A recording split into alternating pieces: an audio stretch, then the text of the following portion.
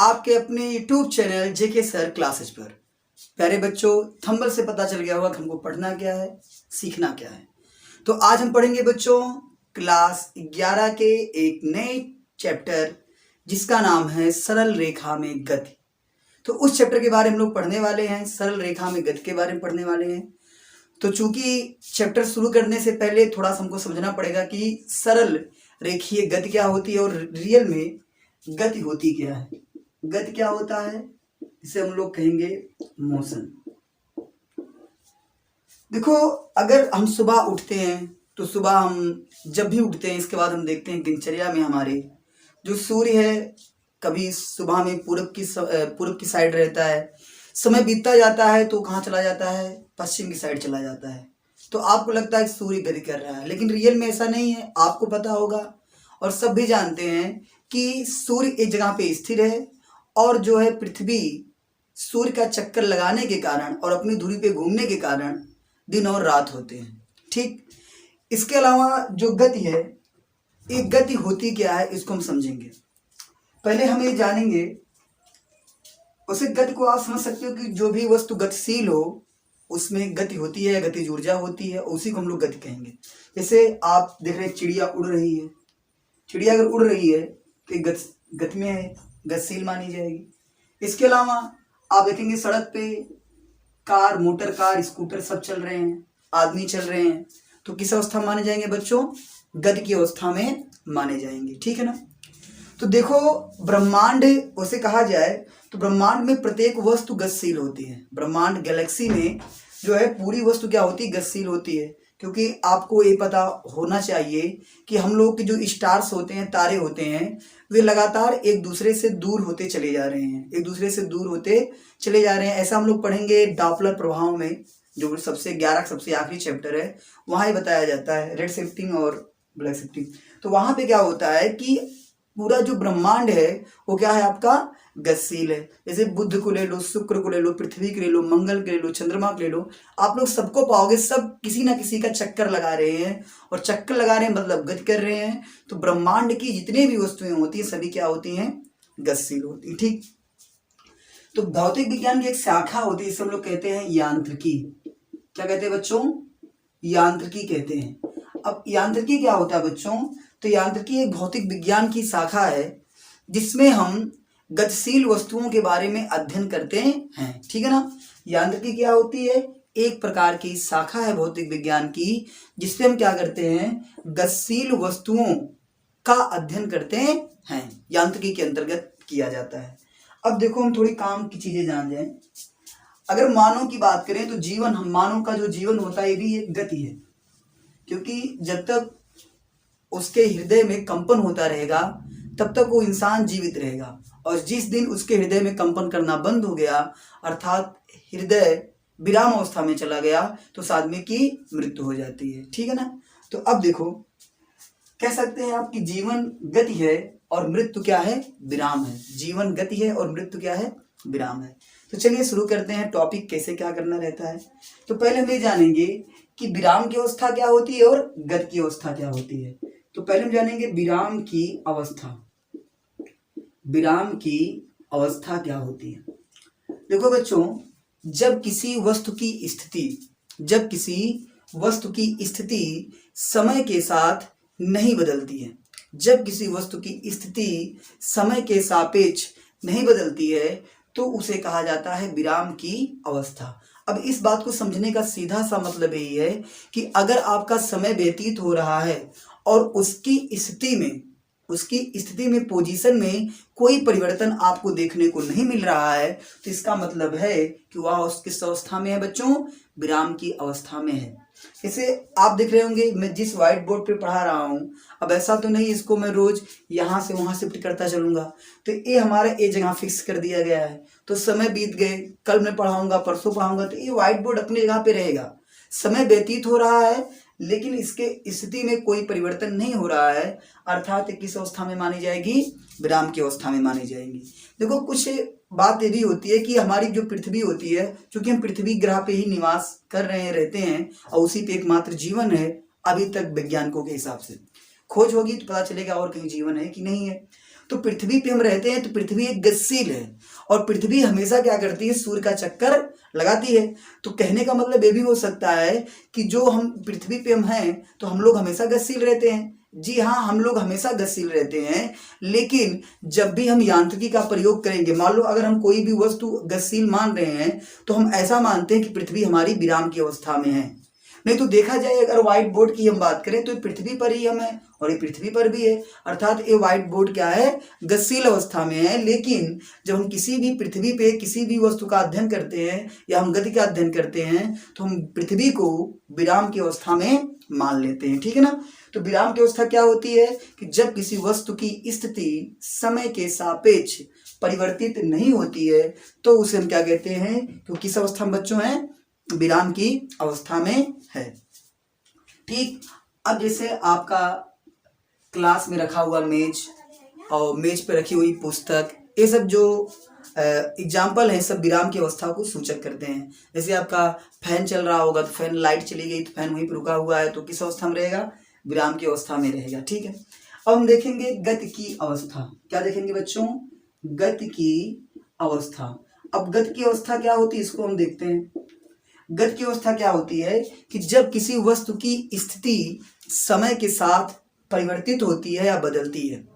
जब किसी वस्तु की स्थिति समय के सापेक्ष परिवर्तित होती है तो उसे कहा जाता है गति की अवस्था। क्या कहते हैं बच्चों, गति की अवस्था कहते हैं। ठीक, जैसे उड़ती चिड़िया, चिड़िया उड़ रही है तो 1 सेकंड में यहाँ पे थी, फिर 2-4 सेकंड में वहां आगे चली गई, तो उसकी पोजीशन में परिवर्तन हो रहा है, तो इसका मतलब वो कहलाएगी गति की अवस्था में कहलाएगी। ठीक है ना, तो ये होती है कि विराम की अवस्था, ये होती है गति की अवस्था। तो आप लोग ये बताइए कि पटरी पे दौड़ती हुई ट्रेन, पटरी पे दौड़ती हुई ट्रेन क्या है, आपकी कौन सी अवस्था कहलाएगी, वो गति की अवस्था कहलाएगी। ठीक है ना, वैसे आशा करते हैं कि ये बात आपको समझ में आई होगी कि विराम की अवस्था क्या है बच्चों, गति की अवस्था क्या है। ठीक है ना, चलो अब आगे बढ़ते हैं। आगे हम जानेंगे 3 गति के बारे में कि रेखीय गति क्या होती है, वृत्तीय गति क्या होती है और काल्पनिक गति या घूर्णी गति क्या होती है। ठीक ना, काल्पनिक गति क्या होती है। तो पहले हम जानेंगे रेखीय गति क्या होती है। रेखीय गति, देखो जब कोई भी वस्तु या जो कोई भी कण, जब कोई भी वस्तु या कोई भी कण एक सरल रेखा में गति करे, मान लो एक सरल रेखा में गति करे, सीधी रेखा पे गति कर रही हो तो उसे हम कहते हैं रेखीय गति। क्या कहते हैं, रेखीय गति कहते हैं। जैसे आप सड़क पे चल रहे हो तो सड़क सीधी रहती है तो कहलाए कौन सी गति बच्चों, रेखीय गति कहलाएगा। यानी जब कोई वस्तु एक सीधी रेखा पे गति करती हो तो उसकी इस गति को कौन सी गति कहते हैं, रेखीय गति कहते हैं। ठीक, इसके बाद ये क्या आपका आता है वृत्तीय गति। क्या कहता है, वृत्तीय गति। वृत्तीय गति में क्या होता है कि जब कोई वस्तु गोल गोल चक्कर लगाए, क्या करे, गोल गोल चक्कर लगाए, जिसे हम लोग क्या कहते हैं, वृत्तीय गति कहते हैं। जैसे आप मौत का कुआं कभी देखे होंगे तो इसमें जितने भी चालक होते हैं वे अपने वाहनों को, जैसे इसको वहाँ पे जैसे मोटरसाइकिल रहती है, कार रहते हैं, तो इन सबको लोग क्या करते हैं, गोल गोल घुमाते हैं। तो कौन सी गति का एग्जाम्पल है बच्चों, वृत्तीय गति का एग्जाम्पल है। किस गति का, वृत्तीय गति का। अगर कोई वस्तु गोल गोल चक्कर लगा रही है तो कौन सी गति का एग्जाम्पल है, वृत्तीय गति का एग्जाम्पल है। ये आपका रेखीय गति हो गया, ये आपका कौन सा गति हो गया बच्चों, वृत्तीय गति हो गया। इसके बाद हम जानेंगे कि रेखीय गति, वृत्तीय गति, इसके बाद एक होता है काल्पनिक गति। काल्पनिक गति होती है यानी कंपन करने वाली गति होती है। जैसे आप देखे होंगे कि घड़ी पेंडुलम वाली होती है, काल्पनिक गति। जैसे आप देख लो यहाँ पे कि ऐसे होता नहीं है, कुछ वस्तु ऐसी होती है, जैसे आप कोई ऐसे धागे से लटका दो और उसके बाद उसके से खींच के छोड़ दो तो ये आगे पीछे होता रहता है, तो ये आपका कहलाएगा बच्चों काल्पनिक गति। अर्थात ये अपनी जगह पे क्या कर रही है, कंपन कर रही है, वाइब्रेट कर रही है। ठीक, तो बात समझ में आई, रेखीय गति क्या है, वृत्तीय गति क्या है और काल्पनिक गति क्या है। रेखीय गति क्या होती है बच्चों, जब कोई वस्तु एक सीधी रेखा में गति करे तो उसे हम रेखीय गति कहते हैं। अगर कोई वस्तु गोल गोल चक्कर लगा रही हो उसे हम क्या कहेंगे बच्चों, वृत्तीय गति कहेंगे। और काल्पनिक गति क्या होती है, अगर कोई वस्तु अपनी अवस्था पे आगे पीछे या इधर उधर दोलन करे तो इसे हम क्या कहेंगे, दोलनी गति कहेंगे या काल्पनिक गति कहेंगे। ठीक है ना, चलो बच्चों हम आगे देखते हैं कि तो आगे देखेंगे बच्चों कि अदिश राशियां क्या होती हैं और सदिश राशियां क्या होती हैं। ठीक है ना बच्चों, देखते हैं अदिश राशियां। अदिश राशियां तो देखते हैं अदिश राशियां क्या होती है बच्चों। तो वे भौतिक राशियां जिनमें परिमाण होता है लेकिन दिशा नहीं होती है। देखो परिमाण का मतलब ये होता है जो उसका आंकिक मान होता है उसे ही परिमाण कहते हैं। जैसे आपने कहा कि हम 4 मीटर दूर, हमको 4 मीटर कपड़ा चाहिए, या आपने कहा कि मुझे 4 मीटर कुछ भी चाहिए, तो वहाँ पे जो 4 आप नज़र आ रहा है, आपको जो 4 नज़र आ रहा है, तो 4 मीटर में ये जो आपको 4 नज़र आ रहा है ये इसका होता है परिमाण होता है, ठीक है ना। तो वे भौतिक राशियाँ जिनमें क्या होता है बच्चों, परिमाण होता है लेकिन इसमें दिशा नहीं होती है। परिमाण होता है लेकिन दिशा इसमें नहीं होती है, उसे हम क्या कहते हैं बच्चों, अदिश राशियां कहते हैं। फिर से सुन लीजिएगा कि वे भौतिक राशियां जिनमें केवल परिमाण होता है किंतु उसमें दिशा नहीं होती, उसे हम अदिश राशियां कहते हैं। अब अदिश राशियों में कौन कौन सी राशियां आती हैं, जैसे आपका कार्य आ जाता है, कार्य के बाद आपका ऊर्जा आ जाता, ऊर्जा है, ऊर्जा के बाद आपका दाब है, दाब के बाद आपकी दूरी है, दूरी के बाद आपका चाल है, चाल के बाद घनत्व है। तो ये सब जो बच्चों राशियां होती हैं, कौन सी राशियां हैं आपकी, अदिश राशियां हैं। कौन सी राशियां हैं, अदिश राशियां हैं। फिर से सुनिए, वे भौतिक राशियां जिनमें परिमाण और दिशा दोनों होती है, सॉरी, जिसमें परिमाण होता है दिशा नहीं होती है, उसे हम अदिश राशियां कहते हैं। जैसे कार्य, ऊर्जा, दाब, दूरी, चाल, घनत्व आदि, ठीक है। अब हम बात करेंगे बच्चों सदिश राशियां के बारे में कि सदिश राशियां क्या होती हैं। तो सदिश राशियां जो होती हैं उसमें बच्चों दिशा भी होती है, ठीक है ना। तो सदिश राशियां वे राशियां होती हैं जिनमें परिमाण भी होता है, क्या होता है बच्चों, परिमाण भी होता है, और साथ में क्या होती है, दिशा भी होती है। तो वे भौतिक राशियां जिनमें परिमाण और दिशा दोनों होती है उसे हम कहते हैं सदिश राशियां। वे भौतिक राशियां जिनमें परिमाण और दिशा दोनों होती है उसे कहा जाता है सदिश राशियां। जैसे आपका बल हो गया, बल मतलब बल का मात्रक न्यूटन होता है, बल हो गया आपका, बल के बाद आपका विस्थापन हो गया, विस्थापन के बाद आपका वेग हो गया, ठीक है ना, वेग के बाद ऐसे बहुत राशियां होती है, बल, विस्थापन, वेग, इसके बाद बल आघूर्ण आपका हो गया। तो इसे आप लोग 11 होंगे तो ये सब आपको पहली बार सुन रहे होंगे, तो लेकिन आप ये जानिए पहले कि अदिश राशियां क्या होती हैं और सदिश राशियां क्या होती हैं। तो अदिश राशियां वे राशियां होती हैं जिनमें परिमाण होता है लेकिन दिशा नहीं होती, उसे हम अदिश राशियां कहते हैं। जैसे कार्य, ऊर्जा, दाब, दूरी, चाल, घनत्व, ठीक। और सदिश राशियां क्या होती हैं, जिनमें परिमाण और दिशा, माने वे भौतिक राशियां जिनमें परिमाण और दिशा दोनों होती हैं उसे हम सदिश राशियां कहते हैं। जैसे बल, विस्थापन, वेग, बल आघूर्ण आदि, ठीक है ना। तो चलो इसको आप नोट कर लो या स्क्रीनशॉट ले लो, फिर आगे बढ़ते हैं। आगे देखते हैं बच्चों कि आपकी दूरी क्या होती है। दूरी किसे कहते हैं, दूरी को हम बोलते हैं डिस्टेंस। देखो सिंपल सी बात क्या होती है कि दूरी क्या होती है, किसी भी वस्तु द्वारा तय किए गए रास्ते की लंबाई को हम लोग क्या कहेंगे, दूरी कहेंगे। किसी भी वस्तु द्वारा तय किए गए रास्ते की लंबाई को हम लोग क्या कहेंगे, दूरी कहेंगे। जैसे मान लो आप अपने घर से स्कूल जाते हो, 3 किलोमीटर दूर है, तो आपकी दूरी कितनी हुई, आप कहोगे कि मेरा घर यहाँ से 3 किलोमीटर दूर है, क्योंकि आप उतना चल के आए हो ना, तो आप कहोगे 3 किलोमीटर दूरी है। तो कहने का मतलब यही है कि किसी भी वस्तु द्वारा तय किए गए रास्ते के, या पथ माने भी रास्ता होता है और रास्ता माने तो रास्ता होता ही है, तो किसी भी वस्तु द्वारा तय किए गए रास्ते की लंबाई को ही हम क्या कहते हैं बच्चों, दूरी कहते हैं, ठीक। और दूरी के बाद हमें पढ़ेंगे विस्थापन, क्या पढ़ेंगे, विस्थापन पढ़ेंगे। और ये ऐसे कहते हैं हम लोग डिस्प्लेसमेंट। अब ये क्या होता है आपका, विस्थापन क्या होता है, तो किसी भी वस्तु की जो प्रारंभिक स्थिति होती है, कौन सी स्थिति होती है बच्चों, प्रारंभिक पोजीशन होती है, उससे जो उसकी अंतिम स्थिति होती है, अंतिम पोजीशन जो होती है, लास्ट वाली पोजीशन होती है, उसके बीच की जो दूरी होती है उसे ही कहा जाता है बच्चों विस्थापन, ठीक है ना। तो किसी भी वस्तु की प्रारंभिक स्थिति और अंतिम स्थिति के बीच की न्यूनतम दूरी को क्या कहा जाता है, विस्थापन कहा जाता है। जैसे सपोज करिए यहाँ से कि मान लो यहाँ से कोई चला है 4, यहाँ से ए से कोई चला है बी तक, ठीक है ना, बी तक चला, मान लो ये दूरी कितनी है, 4 किलोमीटर है। तो ए से बी तक का अगर चली दूरी 4 है, तो यहाँ पे विस्थापन कितना होगा बच्चों, 4 होगा, क्योंकि ए से वो बी पे पहुंच गया। ठीक, अगर वो ए से बी पे गया हो तो कितना विस्थापन हो गया, 4, और चली गई दूरी कितनी हो गई, 4। लेकिन अगर वो बी से ए पे पुनः वापस आ जाए तो 4 गया भी और 4 आया भी, तो दूरी कितनी इसकी होगी बच्चों, दूरी इसकी हो गई 8 किलोमीटर। लेकिन जहां से गया था वहीं पे आ गया ना, इसलिए इसका विस्थापन कितना हो गया, 0 हो गया।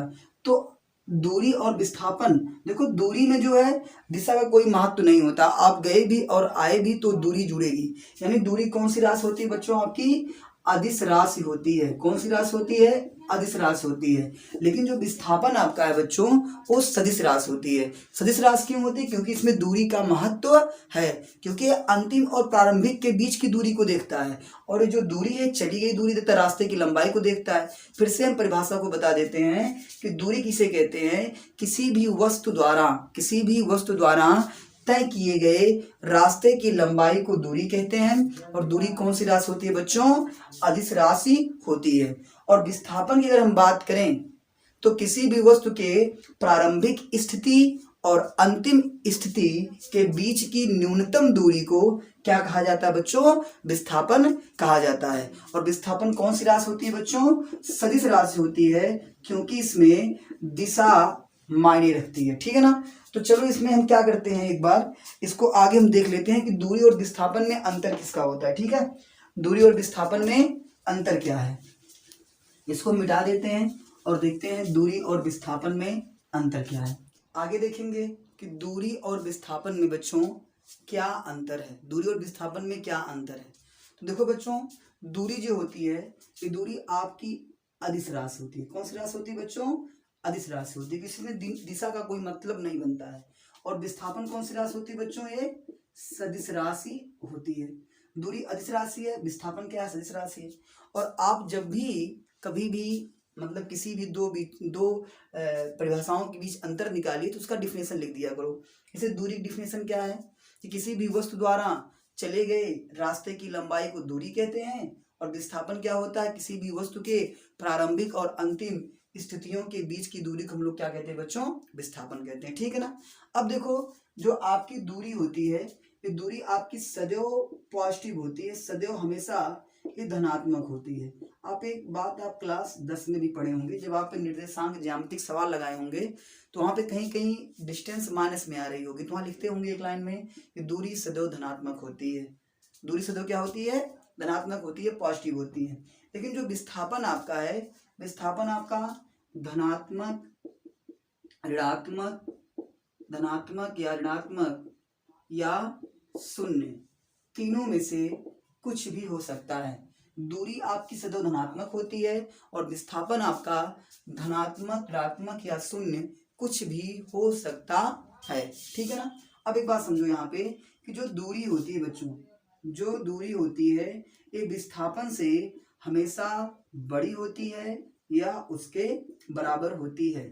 दूरी जो होती है विस्थापन से सदैव बड़ी होती है या उसके बराबर होती है। ठीक है ना बच्चों, तो चलो आशा करते हैं जो मैंने पढ़ाया आपको समझ में आया होगा। कोई भी डाउट हो तो आप कमेंट में लिख दीजिएगा और अपने दोस्तों के पास शेयर करना ना भूलिएगा। मिलते हैं अगली वीडियो में इसके आगे कि चाल क्या होता है, ब्रेक क्या होता है। तब तक आप लोग चैनल को सब्सक्राइब कर लीजिए, बेल आइकन को प्रेस कर दीजिए और आने वाली वीडियो को देखते रहिए।